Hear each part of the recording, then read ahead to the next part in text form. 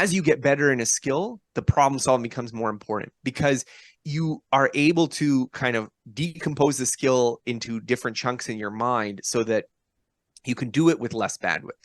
So just to use an example, like think about the first time you drove a car, like Mm. how much you had to think about all the little things you had to do. And now, I mean, you can listen to a podcast. Maybe you're listening to this one right now about driving a car and you've just missed your turnoff or whatever because it's so obvious to you, almost automatic.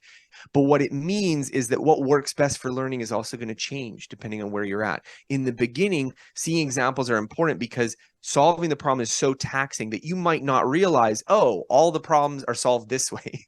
But as you get later on and you know those things and you have them kind of in the back of your head, then the practice, the problem solving works on the other end. Like we were talking about this retrieval. Like if you have the pattern in memory and you can recall it, it strengthens that memory more. It adapts it more to that situation.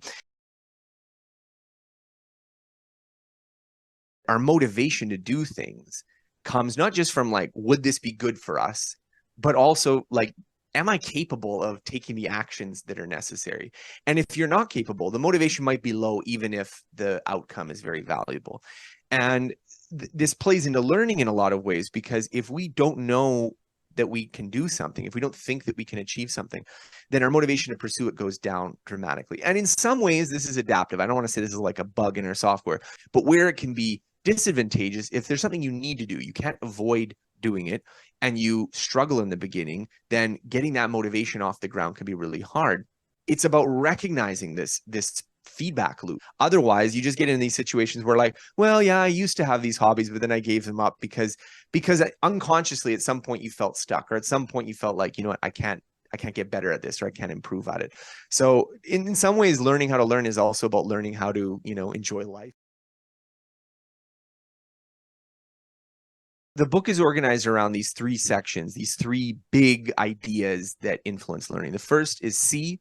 This is the idea that actually most of what we know how to do comes from other people. So things that make it easier to learn from other people will accelerate our progress. Things that make it harder to learn from other people will slow our progress. And you can see this across many domains. Like, the example I used to open the book is as Tetris proficiency, whereas like the game was super popular, comes out in the 90s, and people are obsessed with it. But actually, if you look at their scores and their rankings, they're not actually that good. The internet created the ability to like every single technique and strategy, whereas before it was just like, your big brother's friend who could be like, oh yeah, you got to do this or something to get good at the game. And I mean, Tetris is a bit of a trivial example, but the principle is universal. This ability to learn from others, and whether or not it's easy or not, makes a huge difference. Obviously, to get good at something requires a lot of practice, but there's a lot of nuance to this. The kind of practice matters too.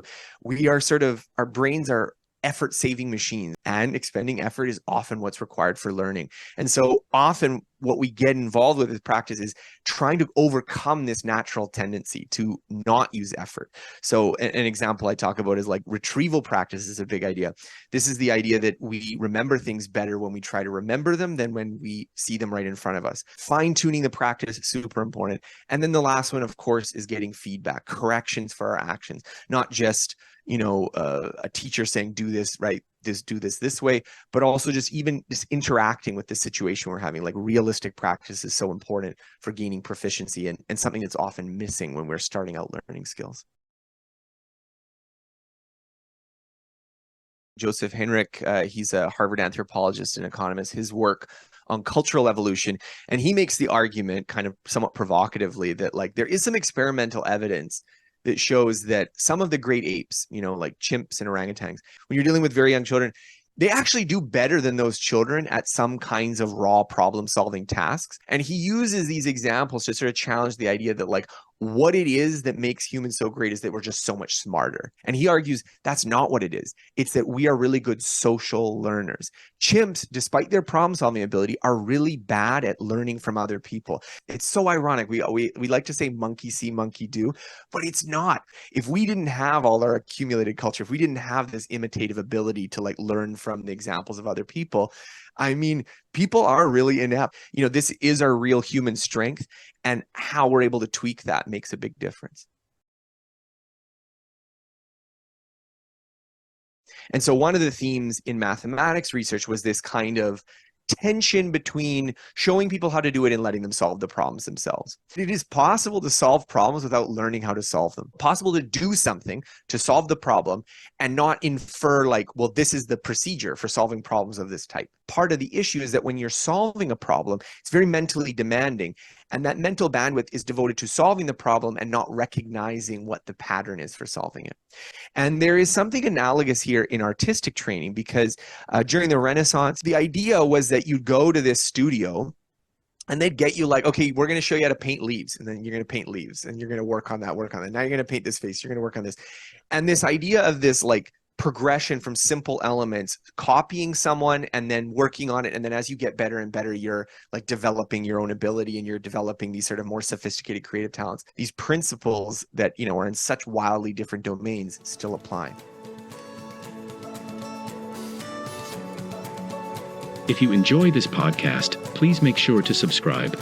And to stay updated on everything that the Action Catalyst is up to, make sure to follow us on Facebook and Instagram at Action Catalyst Podcast and on Twitter at Catalyst_Action. And thanks for listening.